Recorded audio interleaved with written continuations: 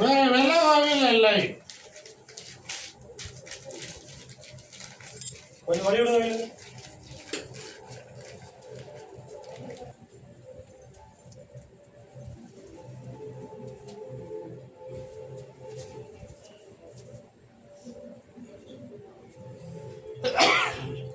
உட்கார நின்றுக்கலாம். முன்னாடி வந்துடுவோம். ஏதோ கட்டுமலைக்கு போனேன். போற வழியில அந்த எல்லையில பிரசி பெற்ற தெய்வமாக ஒரு அம்மன் ஆலயமும், அதை தாண்டி சென்றால் என்ன போல ஒரு காவல் தெய்வமும் இருக்கும். இருக்கா? இப்ப உடல்நிலைக்காக பேசணுமா, ஒரு பிள்ளைக்காக பேசணுமா? அப்படி சொல்லு. கால் ஒன்றும்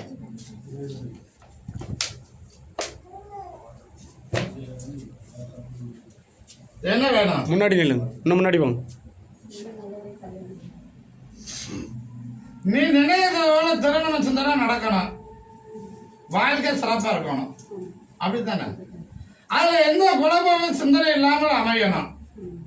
அமையறதுக்கான சூழ்நிலை சிந்தனை இப்ப ஏறும் தாருமா நடந்துகிட்டு இருக்குது. அதெல்லாம் தீர்த்து ஒரு மனதா எல்லாரும் மனதும் ஒத்துமையாக்கி கொடுத்து ஜெயிச்சு கொடுத்தா போதும்ல. கால் ஓட்டுவோம்.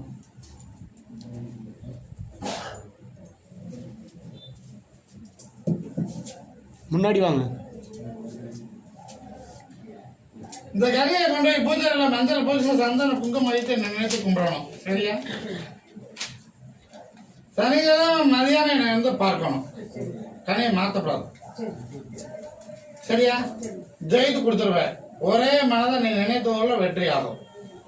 அதே போல என்னுடைய தங்கை சமயபுரத்தை உன் கூட எப்பொழுதும் இருப்பான். புரியுதா? ஆரம்பத்தில் அந்த தெய்வத்தை நினைத்து கும்பிட்ட, இப்ப கும்பிடுறது இல்லை, நினைச்சா கும்பிடுற. அந்த மனதை மாத்தி ஒரு மனதை நினைத்து கும்பிடு. நானும் உன் கூட இருப்பேன், ஜெயித்து தருவேன், கவலைப்படாத. சரியா? நீ நினைக்கிற அப்படியே சொல்றாரா? எப்படி? அப்படிதான் நினைக்கிற. நான் நினைத்து வந்து அப்படியே சொல்றேன் கருத்தாவி. அதே போல என் வாழ்க்கையில மாற்றத்தை ஏற்படுத்தி கொடுத்தால் போதும்.